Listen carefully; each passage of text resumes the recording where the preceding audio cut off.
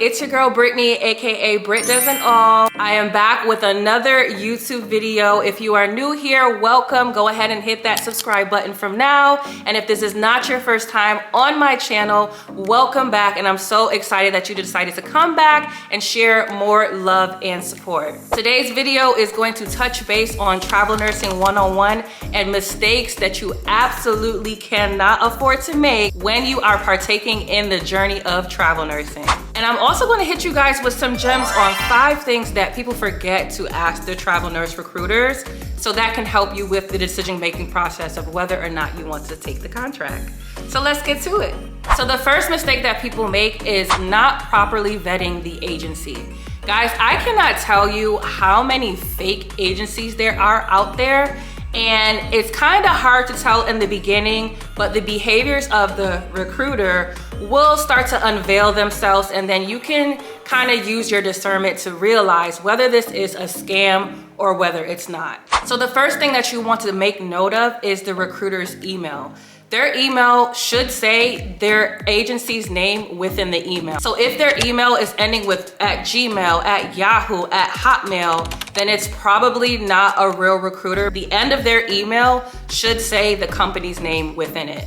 Another good strategy is to Google the company. What I would recommend doing is Google 10 best travel nursing agencies in the United States, and it'll come up with a list of agencies, and you kind of go from there to figure out whether or not that agency is credible and whether or not you want to work with them. A lot of agencies do facilitate their onboarding differently, so I can't say that this is very definitive.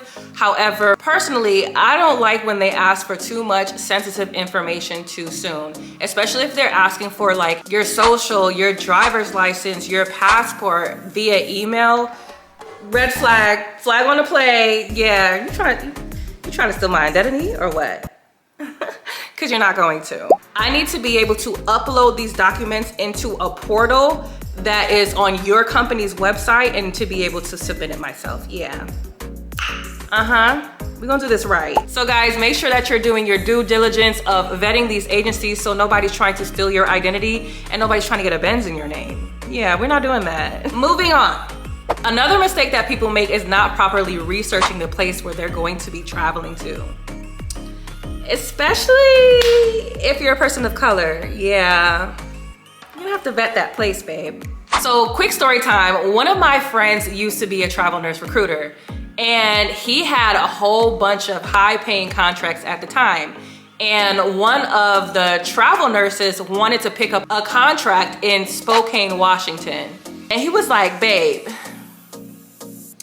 have you done your research on Spokane, Washington?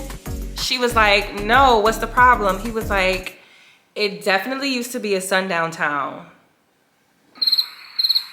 And yeah, all money is not good money. You have to make sure that regardless of whatever color you are, right? You have to make sure that the area that you're traveling to is safe. But for my people, let's go. We have to make sure that we're extra careful in places that we choose to work in, because it will make or break the comfortability that you have while you're in these places alone with no family, nobody that you know besides the people that you work with. Yeah, no. Guard, I'm ready.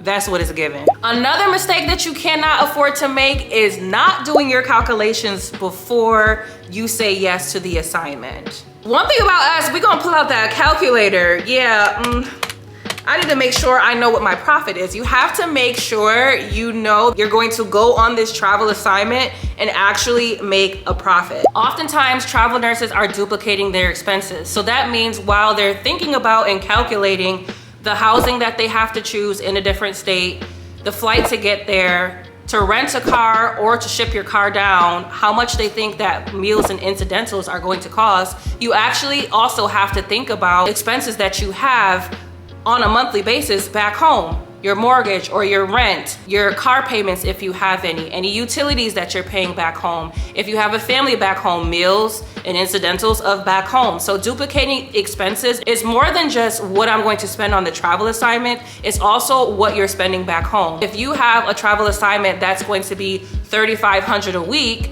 After taxes, it might be what, $3,100, $3,200 a week, give or take, depending on your state, depending on how you file.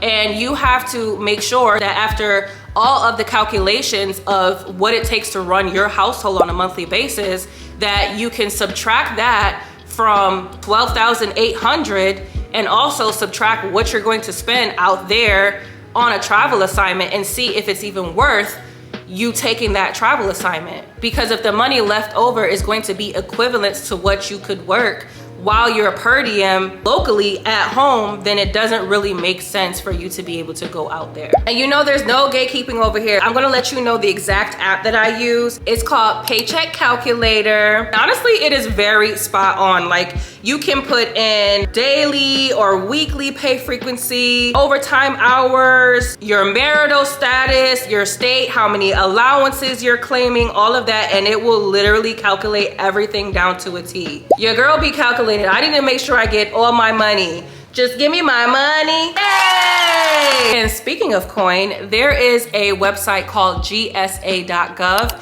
and it's basically a government website that allows you to calculate how much you're supposed to be getting for a stipend on your travel assignment.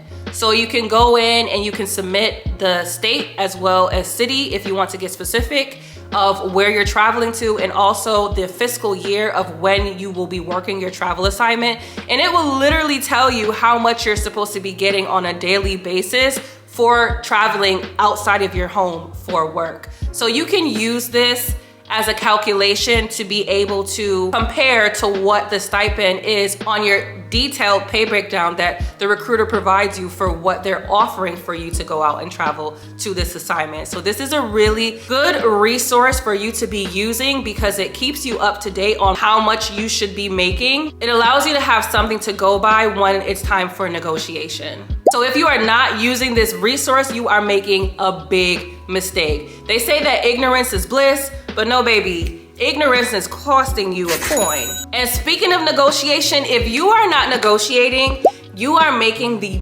biggest mistake ever as a travel nurse. Because let me tell you, I always tell people that the first offer is not the best offer. And even if you're not good at negotiating, I'm gonna tell you a little tactic and strategy that I use to make sure that I'm getting the highest pay possible. And let me just say this. This is the part where you drown out all the noise of people, especially on social media, that like to say, oh, nurses are only in it for the money. They don't care about the patients. Nurses are only in it for the aesthetics. Babe, if I took out student loans and went through hella anxiety and turmoil to be able to earn this degree, please believe me, I'm going to want the highest pay to be able to do the things that I do. Are doctors in it for the money? Are surgeons in it for the money? Or do they get paid based on the value that they bring to the healthcare system? Thought so. Next question. Ooh. There are a lot of travel agencies out there that will do a price match for your travel assignment. If you do see another agency that looks like it's within the same area for the same specialty, you can actually reach out to that agency who you see that has a higher pay for what your recruiter has sent you. You go to that recruiter of the higher pay assignment and you ask them, I'm interested in this travel assignment. Do you mind providing me with the pay breakdown of this package? They'll shoot you the pay breakdown and then you present that to your recruiter for the contract that you're trying to get submitted for. This just serves as proof and as good faith that you did not make this up and another agency is offering this. And it also kind of takes them aback because they're like, wait, you're not only talking to us and someone's offering you a higher position for the same specialty, for the same area, basically the same contract. Yeah, let me talk to my people and I'll get back to you on whether or not we can price match this assignment from us. And that's how you're able to get a better price with the agency that you're working with. Now, I'm not saying that it works all the time, but it is a great tactic to use because essentially as a travel nurse, you're supposed to keep a lot of agencies in your back pocket. You're never just supposed to choose just one. So it is good to have a variety of agencies that you're talking to so you can have that leverage of going with the person that has the best deal for you. You have the upper hand, so also know that you have to be prepared to walk away if it's something that you absolutely don't think that it's feasible for you to duplicate expenses for. So that concludes the 5 mistakes that you can make if you are a travel nurse or looking to go into travel nursing. But as promised, I'm going to leave you with 5 things to make sure you don't forget to ask your recruiter. The first thing to not forget to ask your recruiter is, what's the nurse to patient ratio? I cannot fathom how important this is, because this is literally going to make or break your travel assignment. If the ratio is giving 1:7, and yes, people are taking 1:7, not only in Florida, but in other places, you're going to want to know that ahead of time to make an executive decision on whether or not you are actually going to take this contract, because we're not going over there to be breaking our backs like how we do at home. We're just not doing that. Make sure you ask that. The second thing not to forget is, do I have to pay for parking? Because baby, let me tell you, why are there places that are charging workers to park at a hospital where they work at? I have to pay you to come work for you? Yeah, no. And if they do, can you cut me a deal? Because I don't live here. I need close parking, and I need you to give me a discount on what I'm already paying to come and work for you. I'm not Ubering everywhere to the job, so let me just park in your parking lot. You'll honestly be surprised on what they would allow travel nurses that they don't allow their actual staff. Like, there are places where they're like, yeah, the staff have to park off campus and then take a shuttle to come to work, whereas you, the traveler, where they know you're not really familiar with the area, they'll just have you pay for a parking pass for the amount of time that you're going to be there on assignment at a lower rate, and then you can park directly at the hospital. So just ask. The third thing not to forget to ask is, do you offer a completion bonus? A lot of people don't know about this one, but there are some agencies that will offer you a completion bonus once you complete the full contracts. And oftentimes it's mostly upward of $1,000. So be sure to ask so you're not leaving any money on the table. You're welcome. The fourth thing not to forget to ask your recruiter is, what color scrubs am I supposed to wear on this assignment? Oftentimes you're free to wear whatever color, and oftentimes there are colors that you absolutely have to wear. So it's good to know ahead of time what scrub color you're supposed to wear, because sometimes it's a color that a lot of people don't really wear, and you're going to have to go on a hunt to be able to find your size and to get it here in time before you start your assignment. You want to make sure that you get it to your house and you try it on and you do all the things before you go and travel to your assignment, and not have to worry about something so simple yet something so big once you actually get there. And the last thing not to forget to ask your recruiter, and this is for the people that travel to their assignment and they are renting a car, is, do you offer any discount codes for rental car companies? And this is going to be such a big deal for you once you get to that assignment, because